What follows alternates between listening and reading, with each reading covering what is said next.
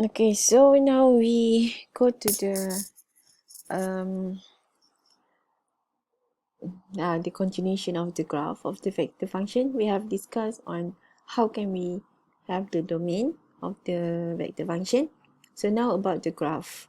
Okay, for your information, if I check the previous question, there is only 3 questions asking for the domain. Okay, but normally they will ask you about how to sketch the graph of the vector function.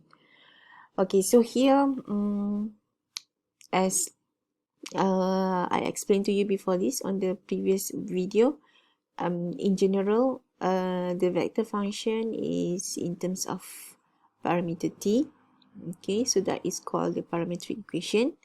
If you have something in terms of t or in terms of parameter, only single parameter, so your graph of your vector function must be curved in space, or sometimes they call particles path.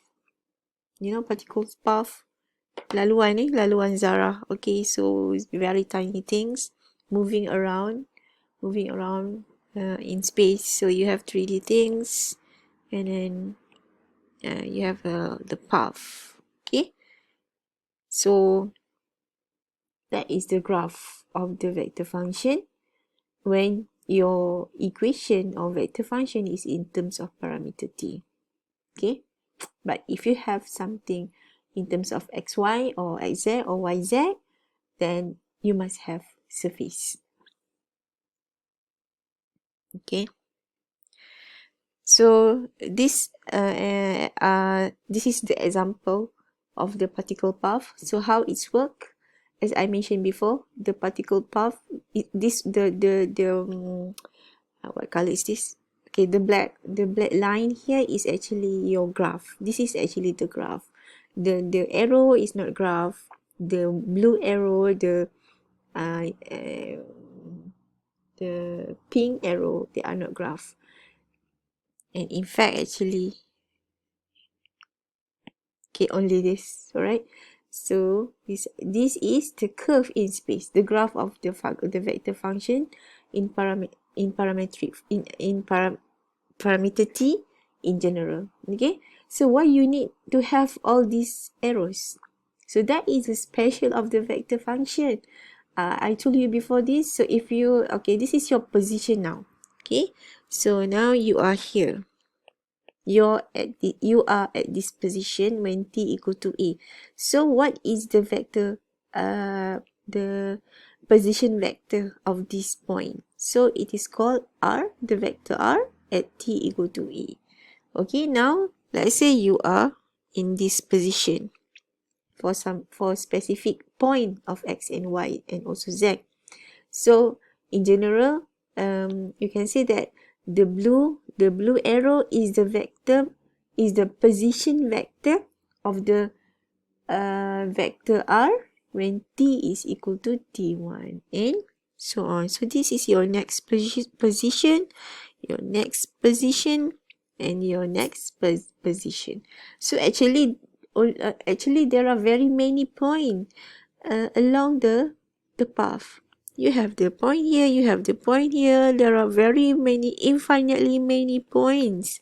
When you join all them together, it gives you the point give you a curve. Okay, so I don't need to sketch all the points. So you can imagine there are very infinitely many points along the curve, and at the end will give you the curve, the graph. All right, so that is the graph of the vector function when the vector function is in terms of parameter t. Okay, and then you can see that this is the domain, the interval of t from a. So your starting point when t equal to a, and your end point when your t equal to b. So that is the domain of this particular vector function.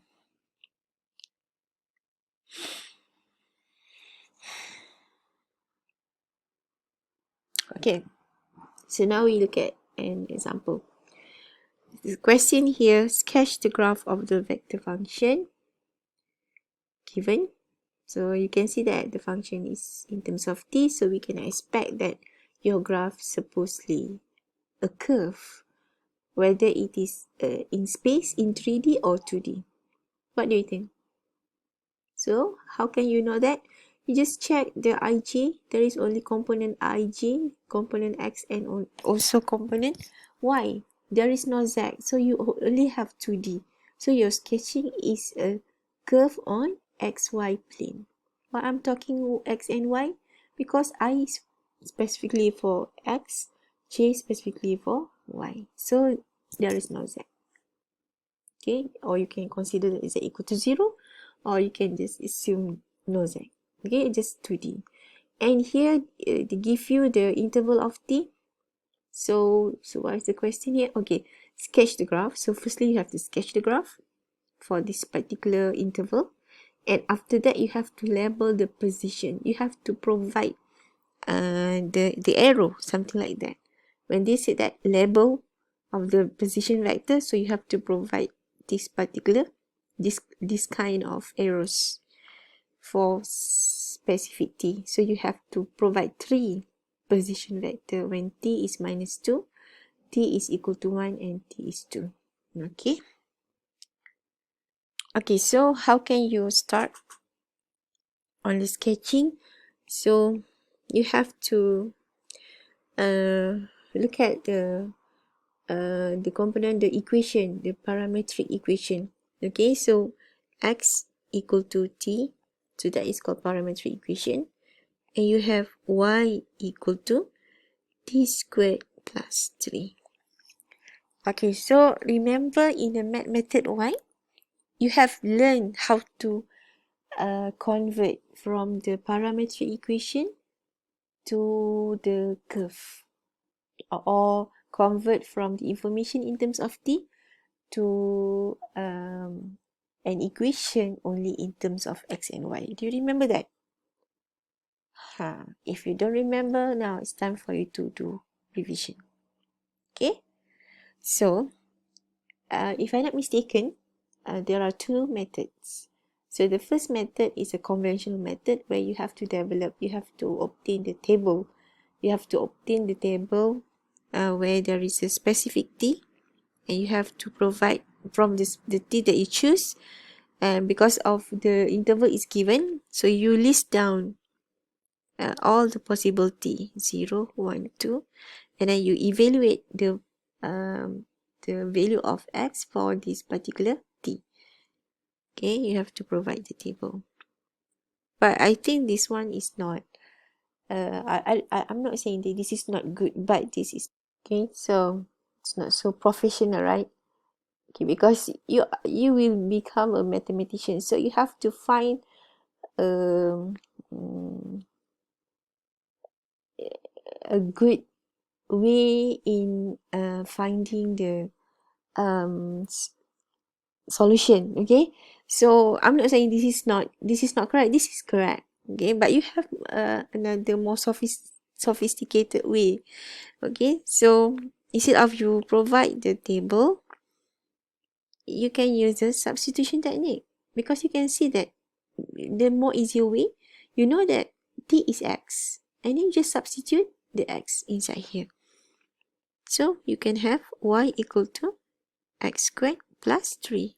And you can imagine what is the curve looks like.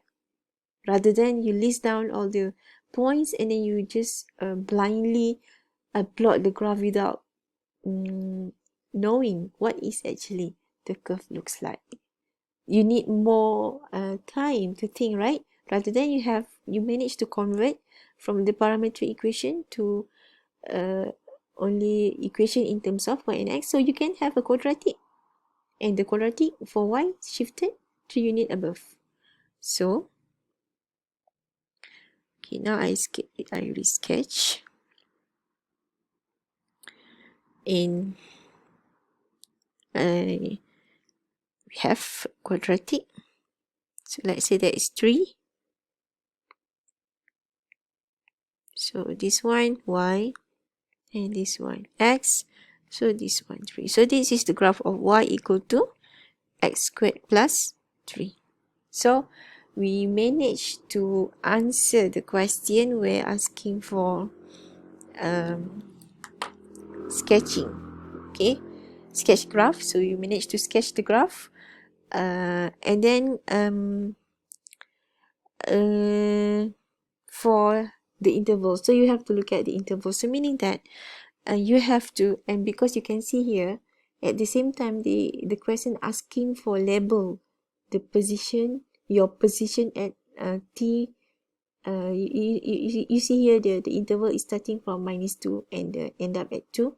So you have that particular position. So now you want to compute or obtain the position vector. The position vector r when t is -2. Okay, so what is the value? Then when you substitute, you got -2 and then 7, right? How can you get that? You just substitute -2 into the equation. So you got the x here is -2, and then -2 squared, you got 4. 4 plus 2 is 7. So your position when t is -2 at -7.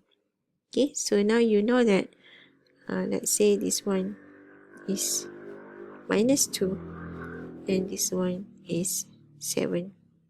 Okay, and then we obtain r, the vector when the t is 1. So we substitute. So you got 1 and then 4. So where is your next location? 1, 4 and 1, 4. So agak-agak je lah. So this one 1 and this one 4. So that is your next position when t is equal to 1. So now when t is equal to 2, so you have 2 and then 2 square is 4. 4 plus 3, 7. So your next position, your endpoint is here. So this one is 2. Now you have the similar value. Okay. Okay, so that is only the point, but because they ask you to label the position of the vector, then that is the time for you to obtain the arrow. Okay, so the first arrow, okay, how can you provide the arrow? So the arrow should be a straight line. You have to take a ruler, and that line should be passing through this point and the origin. Okay, you draw the arrow, then you label. So this is for r when t is -2. And then the second vector, okay, now I'm using purple, straight line, point to the point, and that is your second position vector, and you label. So this is r when t is 1. Okay, and then any color? Blue. Okay, so the last one is this vector and label. So this is r, the vector when t is 2. So you can see that all the points should be lying along the quadratic. If you provide more t, and you will obtain that all the points are lying along the curve of the quadratic. You cannot suddenly have the point here or down here. So if you have that, meaning that you did something wrong. Okay, so that is for the example.